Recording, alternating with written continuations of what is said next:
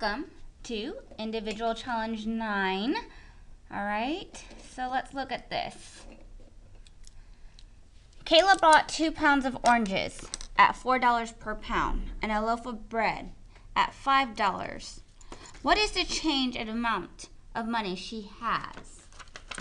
All right, so she bought, let's look at this, 2 pounds of oranges for $4 a pound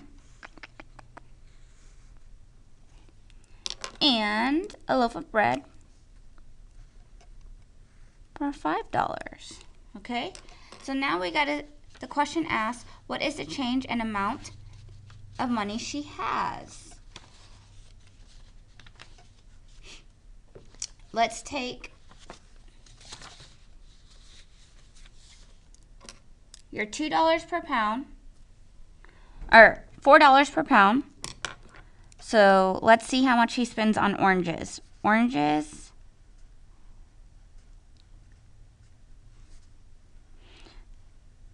$4 per pound. How many pounds?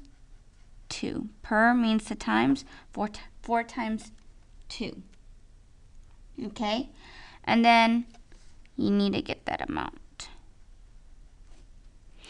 And then a loaf of bread for $5. So just one loaf for $5, so then we know that she also spent $5. Okay, if she's spending money, when you add these two together, she's spending money. So her amount of money she has actually will be a negative because she spent it. So add what you got here to here and make sure it's a negative. All right. Mr. Franklin paid $33.20 for 8 gallons of gas. What is the price of 1 gallon of gas? We got to figure out 1 gallon. Okay, remember your money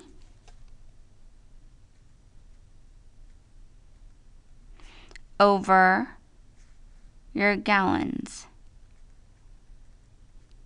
Okay, so who's going to rock the house? So you're going to divide, and you should get the price of 1 gallon. The Serraz family paid $15.75 for 3 movies. How much would they have paid for 12 tickets? Okay, so let's break this down. Let's see, their money is on top, and the tickets, I'm going to put T for tickets, are on bottom. So then we got to set up a proportion. We have $15.75 over 3 equals, and we got to figure out how much they paid for 12 tickets. So we don't know how much they paid. So your X is on top, and you put 12 tickets down here.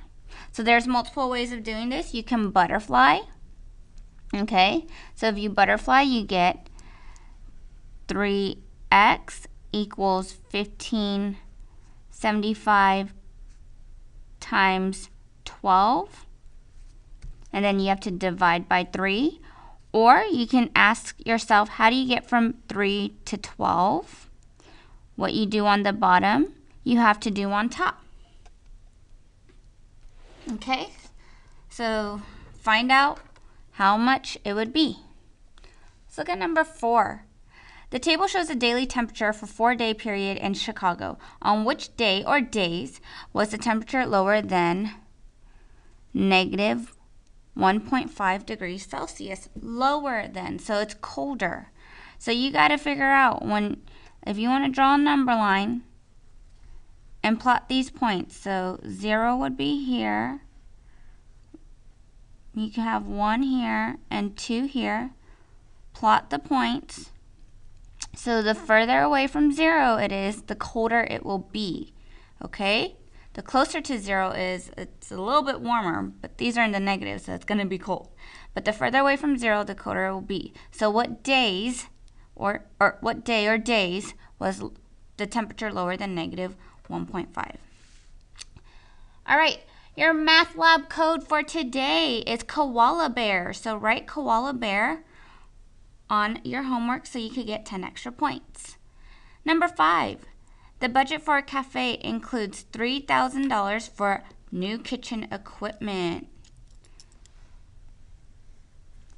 The chef spent $90 of that money for a new apron. What percent of the money for the new kitchen equipment was spent on aprons?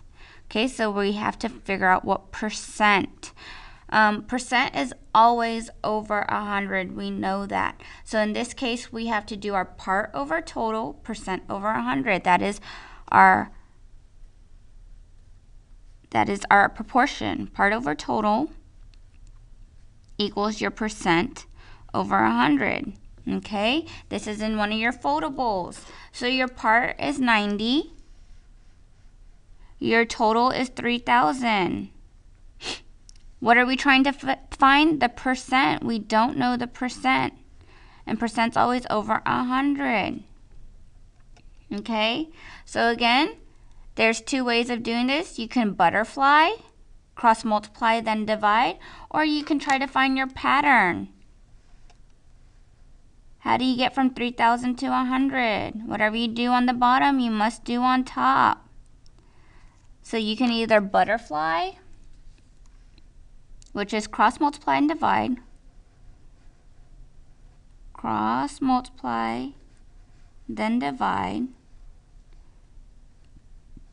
or you can find your pattern. Okay?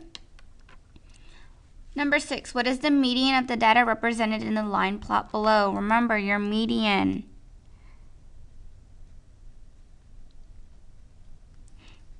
It is the middle number of the order lot.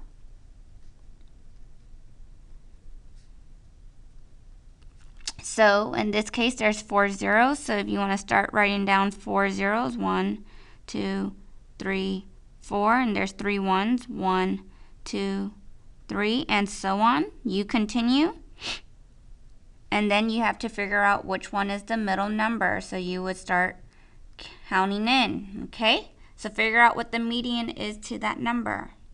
Number 7, Conrad bought 1 gallon of bottled water at the supermarket. How many cups of water did he buy? How many cups of water? 1 gallon and how many cups? So in this case, I'm not going to work this problem out to you.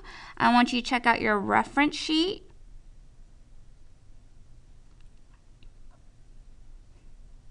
Which should be in your Survivor folder, or look at your notes, okay? Or do your gallon man, whatever that will help you, but I know you know how to figure out how many cups of water are in 1 gallon. All right, it says solve the following equality. Graph and check the solution, okay? So we have x over 2 is less than 1, okay? What is the operation between x and 2? Right now, it's division. What's the opposite of division? The opposite operation of division is multiplication. So in this case, we would multiply each side by 2. Okay, so these cross out. What would your inequality be? Do you flip the sign or not? Okay, remember your rules. When do we flip the sign? In this case, my hint to you is I think we keep the sign. So then I need you to graph it. Read it from your variable point of view. Okay, so you're going to start with x. Read your symbol and the number and graph the solution. Okay, remember if x is greater, you go greater, right. Greater, greater. If x is less, less, left. Okay, let's look at number 9. Kelly has a checking account at a local bank. Her bank charges $5 a month to maintain a checking account. So in order for her to keep this checking account, she has to pay $5 a month, plus a 25-cent fee for each check she writes. Last month, Kelly paid a total of $7.50 in her checking account. How many checks did she write last month? We got to figure out how many checks she wrote. Okay? Well, first of all, we know that she spent $7.50 and $5 of it is to hold the bank account, is to maintain it. So let's subtract your 5. Okay? Whatever you get here, whatever amount you get here, you need to divide it by your 25 cents to figure out how many checks she wrote. So I will let you finish that. Okay, to which set or sets does the numbers 1/2, -0.4, -5, or 106 belong to? All right, you have to remember, what are your whole numbers, your integers, and rational numbers? Okay, and these numbers might belong to either all 3 sets, just 2 of them, or just 1 of them. So over here, I would write these numbers out. I would write 1/2, ... and then I put -0.4, -5, and 106. Then I would write out the initial R if it's a rational number, I if it's an integer, W if it's a whole number. If you need to put all 3 initials down, you are more than welcome to. Let me help you. So whole numbers,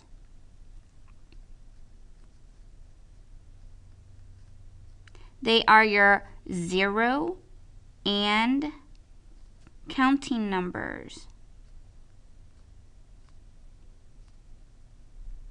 Okay? Integers,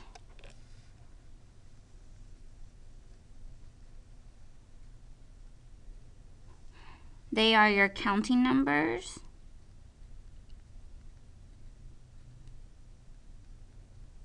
And their opposites.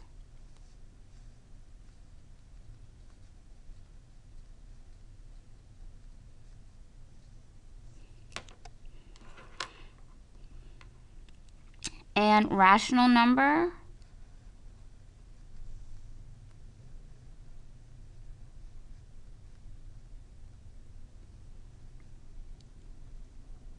rational numbers are numbers that can be put